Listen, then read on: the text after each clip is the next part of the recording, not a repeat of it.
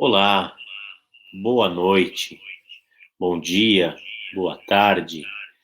Meu nome é Conrado Santos, eu sou colaborador da Associação Médico Espírita de São Paulo e vamos dar continuidade ao estudo dessa brilhante obra de André Luiz, Ação e Reação. Estamos nos aproximando agora de momentos definitivamente emocionantes do livro. Vamos adentrar no capítulo 9, que tem como título A História de Silas. Mas antes de continuarmos, eu quero convidar vocês a uma prece para que possamos nos sintonizarmos com os benfeitores espirituais. Pai amado, Mestre Jesus, permita-nos que o estudo possa nos auxiliar em nossos pensamentos, em nossas escolhas diárias, moldando em nós mesmos novos hábitos que nos permitam estar mais próximos de Ti. Somos gratos por aqui estarmos, pela nossa vida, por tudo quanto recebemos. E Te rogamos que ao estarmos assim, conectados num só pensamento, num só ideal, possam estes pensamentos atingirem tantos quantos necessitam. Que possamos vibrar amor, pensar amor e levar este amor a todos que nos rodeiam. Se conosco, Mestre, hoje, agora e sempre. Muito bem, queridos amigos. Como nós estávamos então dizendo, vamos dar continuidade ao estudo da ação e reação no capítulo 9, que nós vamos iniciar hoje, e é um capítulo de grande importância. Muito provavelmente, nós vamos encontrar ensinamentos que nos permitam desdobrarmos, fazermos colocações a respeito da nossa vida cotidiana, com outras obras da doutrina espírita. Espero que vocês possam aproveitar o tanto quanto tem sido proveitoso para nós esse estudo. O capítulo é de um conteúdo tão denso que nós vamos dividi-lo em duas aulas, uma essa semana e outra na semana que vem. Então, fiquemos juntos nessas próximas semanas para entendermos a história de Silas. Vamos então dar início ao nosso capítulo. Para que a gente possa entender o que vai acontecer nesse capítulo, basta a gente fazer uma leve lembrança daquilo que foi apresentado também em duas aulas, também num capítulo muito importante, pelo nosso querido Dr. Marcelo Saad.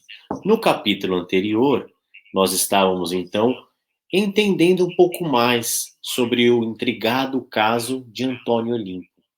Antônio Olímpio, por um desejo de ficar com a fortuna, não se limitou a esperar as condições, não se limitou a buscar a sua parcela dessa herança, da fortuna de uma família muito abastada, e com ambição e cobiça, ele decide então ser o único herdeiro, matando seus dois irmãos. Os irmãos, Leonel e Clarindo, depois de serem assassinados por Antônio Olímpio, que também já havia desencarnado depois, tornam-se obsessores de Antônio Olímpio desencarnado, de Alzira, esposa de Antônio, que no decorrer do capítulo a gente percebe também a história intricada, que acabou se suicidando, e por conta do vínculo material, de ter sido o herdeiro da herança, eles passam, o Leonel e o Clarindo passam a perseguir quem? Luís, filho de Olímpio.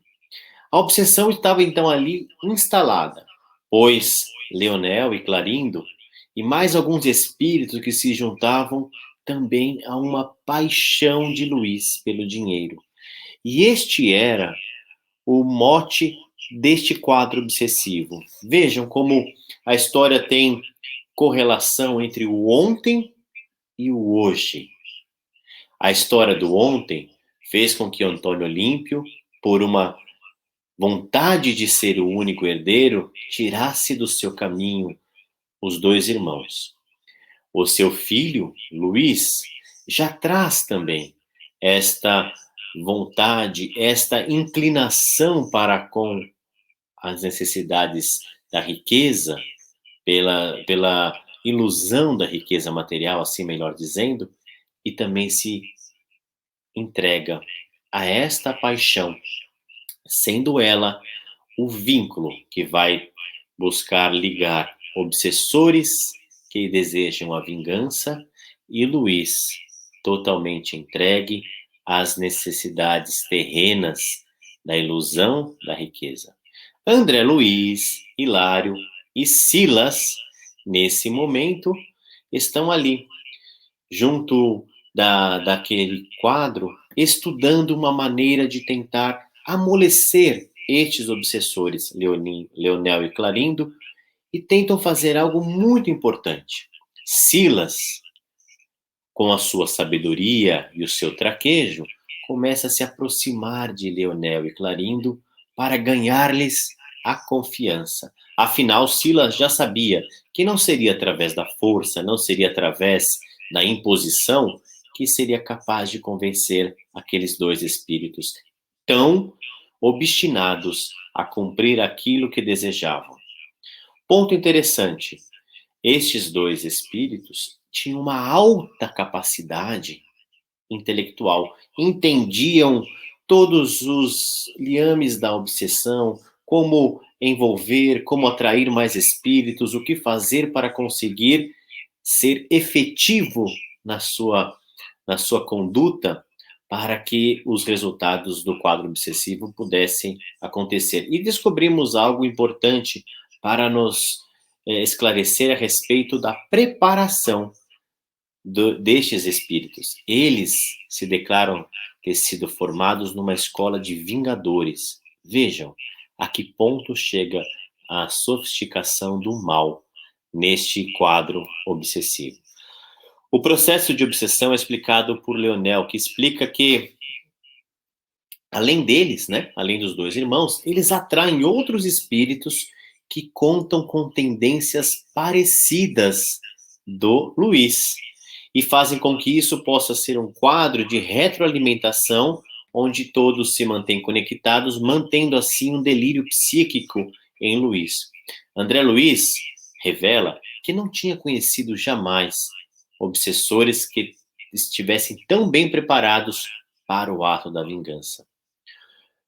E aqui nós voltamos a tocar num ponto que o conhecimento, a capacidade intelectual não é um privilégio da evolução moral. Pelo contrário, quantas almas, quantos espíritos nós não percebemos que avançam celeremente nas conquistas do intelecto, mas abandonam o desenvolvimento das questões morais.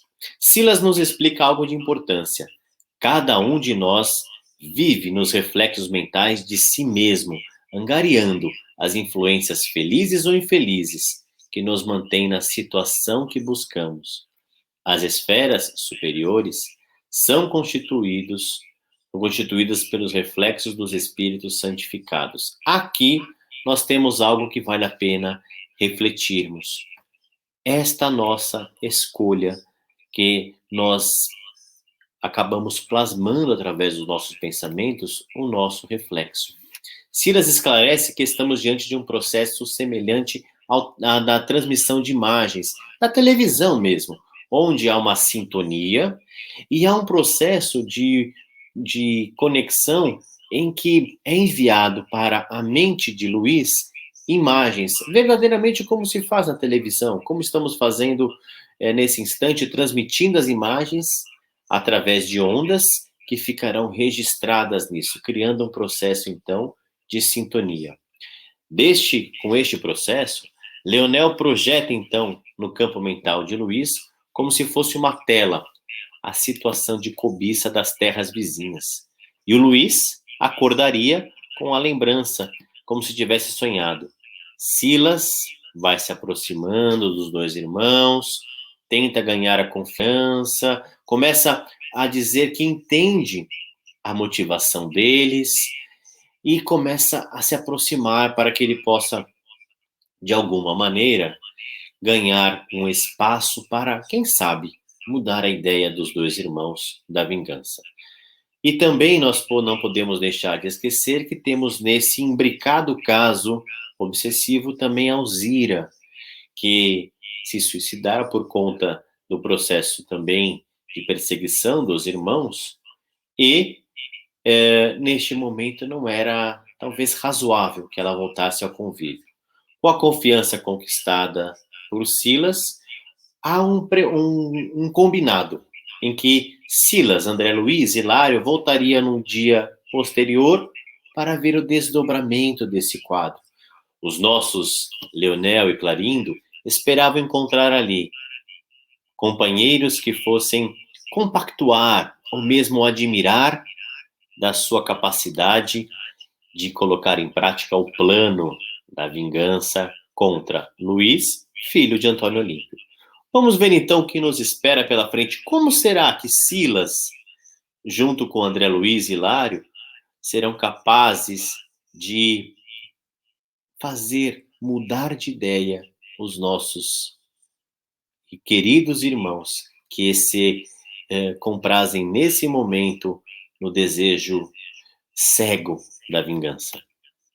Mas antes da gente iniciar, vale a pena perguntarmos aquilo que nós falamos a respeito dos reflexos mentais. Que canal que nós temos sintonizado? Vejam, Luiz demonstrava através dos seus próprios atos, através da manutenção dos seus pensamentos, através dos seus instintos e vícios que talvez o acompanhem há tanto tempo, ele demonstrava ali estar vinculado com a cobiça, de querer as terras vizinhas, de querer crescer o patrimônio, ele queria adquirir as terras da granja vizinha e não pensava em outra coisa. E estava firmemente sintonizado nesta condição. Então, algo nós não podemos deixar de recordar, isso se faz presente em inúmeras outras obras da coleção André Luiz, é que o processo obsessivo do qual neste instante Luiz está sendo também influenciado, não é um processo em que a gente possa simplesmente dizer que seja tão simples como um algoz e uma vítima, porque há de se levar em conta a sintonia, a direção dos pensamentos de Luiz, e isso para que a gente possa igualmente pensar em nossas vidas, que nós devemos sintonizar aquilo que realmente desejamos. Porque se escolhemos outras sintonias, estaremos nos conectando com esses reflexos que partem de nossa mente a outras mentes que tenham o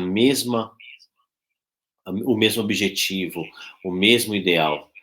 Isso também nos leva a pensar nas nossas escolhas, das nossas imagens mentais, daquilo que estamos realmente sintonizando no dial, na rede social, na internet. Veja, nós teremos um exemplo aqui à frente. Quanto mais se sintoniza algo, mais aquilo faz parte dos nossos pensamentos e mais direciona as nossas escolhas. Mas vamos então à história de Silas, para que a gente possa entender quem é Silas nessa história toda. O capítulo é interessantíssimo porque nós entramos nele pela história de Leonel, Clarindo, Antônio Olímpio e Luiz, mais especificamente Luiz, mas nós vamos encontrar aqui Silas.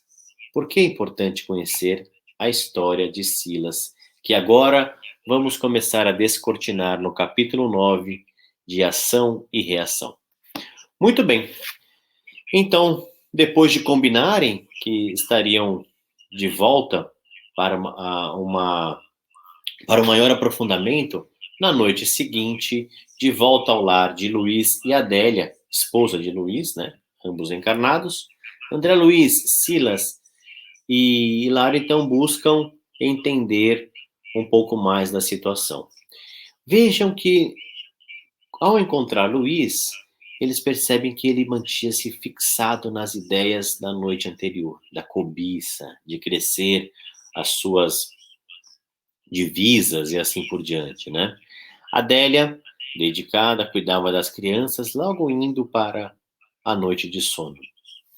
Luiz, rodeado com alguns amigos, praguejava contra toda a situação. Aqui nós temos algo importante, que é a questão da sintonia.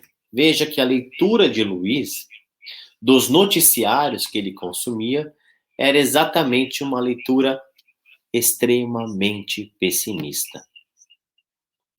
Tudo era motivo para reclamação. Então, Luiz dizia que aquela situação que estava vivendo, o mundo, o país, só podia ser a ira do céu, crer que o fim do mundo estava próximo e clamando contra o egoísmo dos ricos, que agravava o infortúnio dos pobres. Meus amigos, tem alguma coisa diferente disso hoje em dia? De que nós podemos encaixar essa situação do egoísmo dos ricos, agravando o infortúnio dos pobres? E vejam que Luiz não era um dos pobres, mas Luiz era um daqueles que estava querendo acumular mais riquezas, acumular mais ouro, né? E ele já imaginava, puxa vida, isso que está acontecendo é porque eu acho que é uma resposta dos céus contra aquilo que está sendo feito com os pobres. Será que nós mudamos? Será que quantos Luíses, quanto de Luiz não tem em nós mesmos? Vejam que nós vivemos um momento delicadíssimo da história da humanidade. E vejam o que aconteceu nesse momento. Uma notícia recente, nós observamos exatamente esta colocação de Luiz lá no meio, aproximadamente, do século XX, né? Quando essa obra foi publicada. O Brasil tem 19 milhões de famintos e 20 novos bilionários durante a pandemia. Não é interessante pensarmos nisso? Não é interessante pensarmos que essa desigualdade escancarada ainda é tão presente em nossos dias?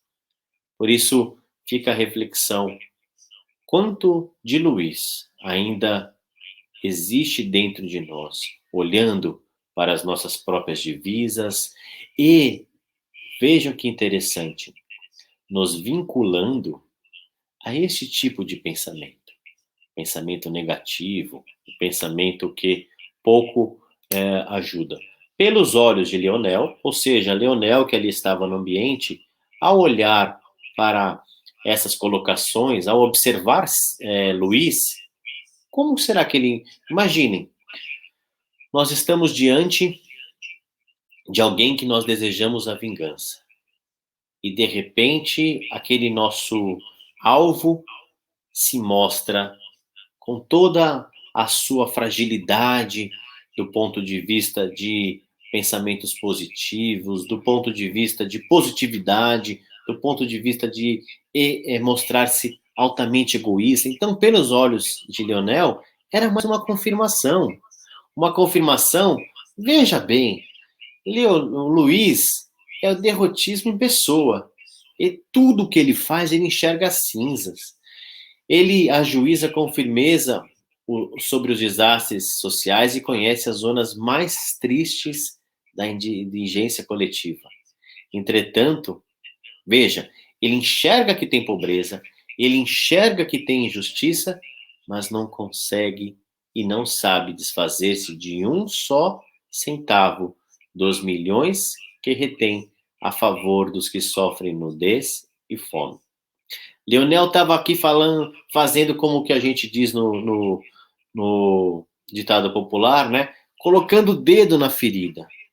Então, o que ele queria dizer? Peraí, quem pode proteger esse homem que é completamente desprezível? Porque olha só como a postura dele. E ele então continua: seria ele, Luiz, merecedor da permanência no corpo carnal para ficar assim, para manter essa vida? Ah, para com isso. Ele não merece. Ele demonstra nos seus atos o quanto ruim, o quanto egoísta ele é. Será que isso acontece atualmente quando a gente pensa nessa situação? Isso é muito importante que a gente possa desenvolver. Vejam que Luiz estava vendo o noticiário, pegou a questão mais pesada na notícia e interpretou com o seu pessimismo, agravando a situação e o colocando nessa zona de uma verdadeira prisão por conta daquilo que fazia. Vejam que estudos recentes nos mostram que quanto mais notícias ruins nós consumimos, pode nos levar a um ciclo de tristeza. Por que eu quis trazer isso aqui?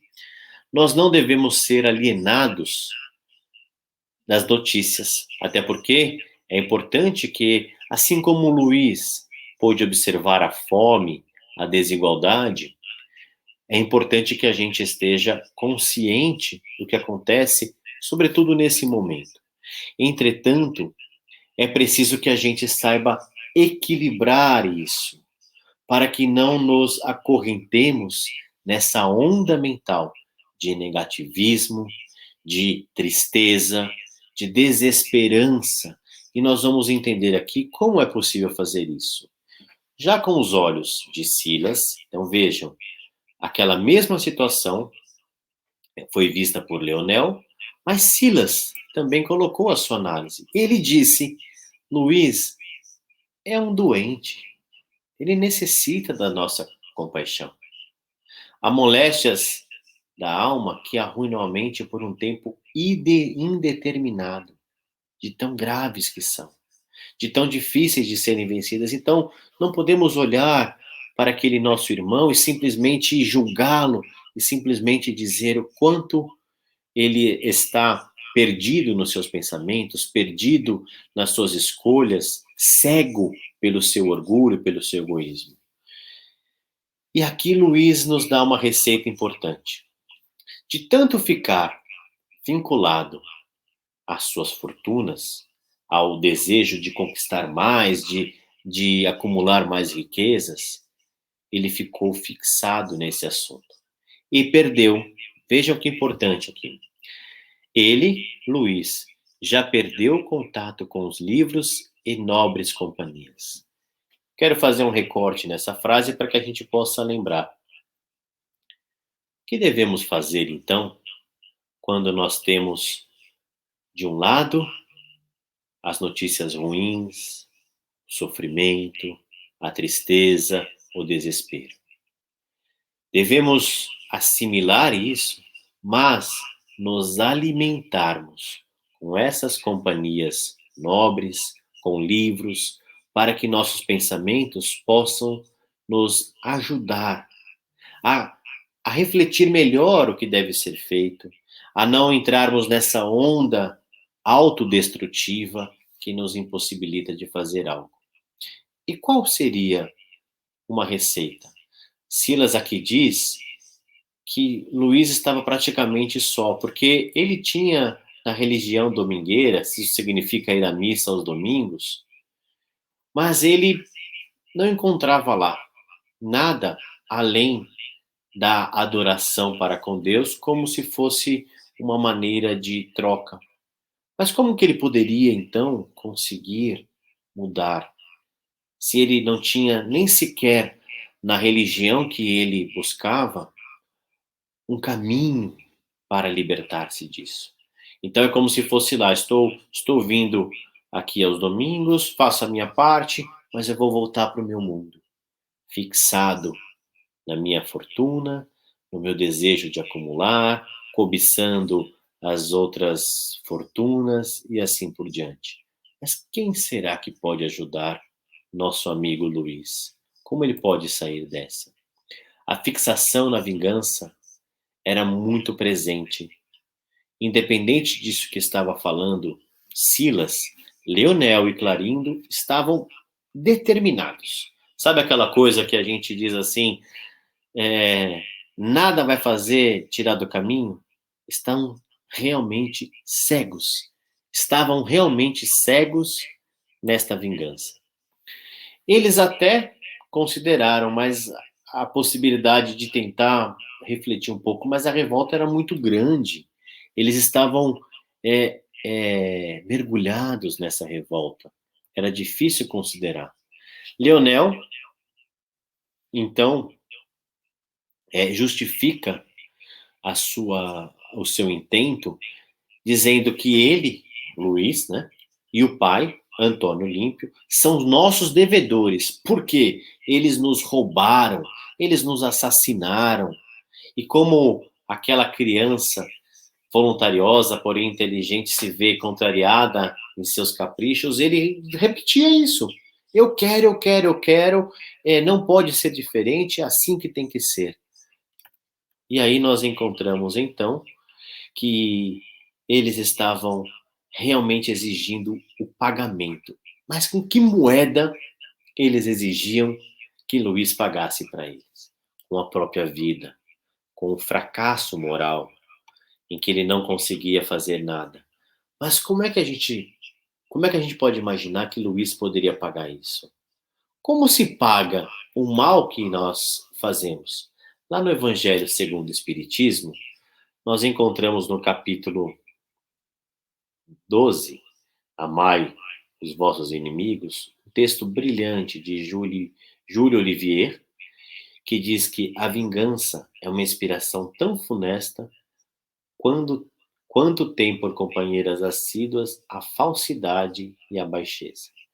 Por que isso é importante?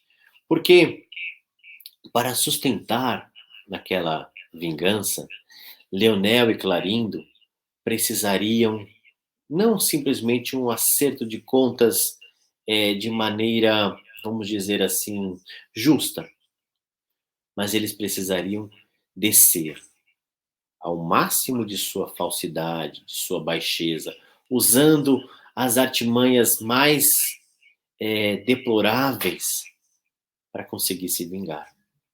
Porque a lei de justiça não é o toma lá da cá. Não se paga, não se recebe de volta o mal que lhe foi feito fazendo mal contra o seu ofensor.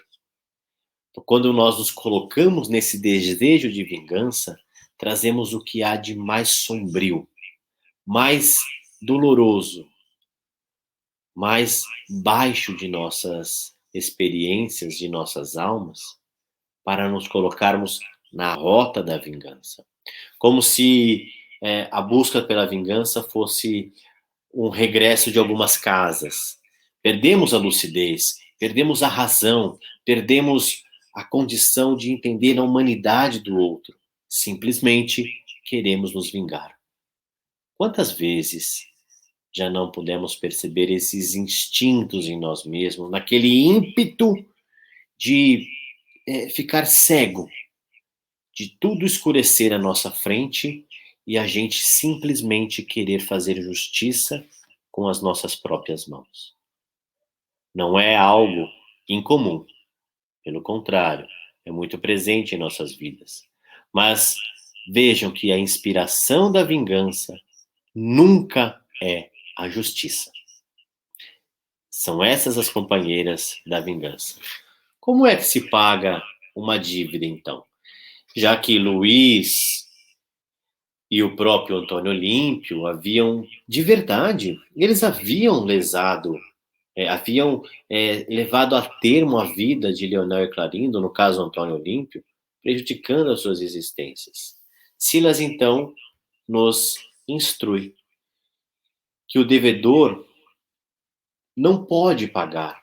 Vejam, se tirarmos de Luiz a condição dele pagar aquele mal realizando algo positivo, realizando o bem, nós estamos tirando ele todas as possibilidades, como, por exemplo, tiraram da vida terrena, levando ele a, por exemplo, se suicidar, ou que ele ficasse incapaz mentalmente, como ele ia poder realizar o bem para solver os seus débitos? Como, como sanar, como cada um deve sanar os males de que é autor, nós não temos dúvidas. Ora, Antônio Olímpio fez algo contra Leonel e Clarindo, ele deve sanar. Luiz deve sanar os seus débitos. Mas ajudai os vossos inimigos é algo importante. Semelhante frase quer dizer o seguinte quando aprendemos isso com Jesus: ajudar os nossos inimigos para que eles sejam capazes de pagar as dívidas que amanharam, inclusive conosco. Então, vejam como é doentio e nos faz perder totalmente a, a condição de equilíbrio e de reajuste na contabilidade divina, a vingança. É como se a gente quisesse passar por cima de uma regra, infringindo ela e tornando ainda mais complicado o processo. Porque aí você se sente lesado, você se vinga. Aquele do qual você se vingou se sente lesado e deseja vingança. E assim vamos rolando séculos a fio, muitas vezes, para que isso possa acontecer. No capítulo 11, que nós temos o maior mandamento no Evangelho segundo o Espiritismo, nós temos ali a oportunidade de entender que o maior mandamento deve ser exatamente amar, amar, amar a Deus sobre todas as coisas e amar ao próximo como a nós mesmos. Então, esse maior mandamento de amar ao próximo como a nós mesmos nos permite, então, colocarmos uma outra reflexão neste sentido.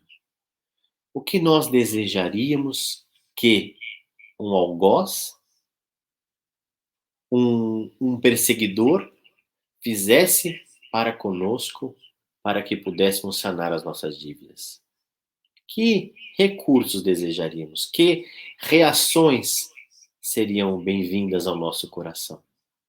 E quando nos colocamos nessa maneira de interpretar, certamente, certamente, não desejaríamos sermos perseguidos, vilipendiados, desejaríamos uma chance.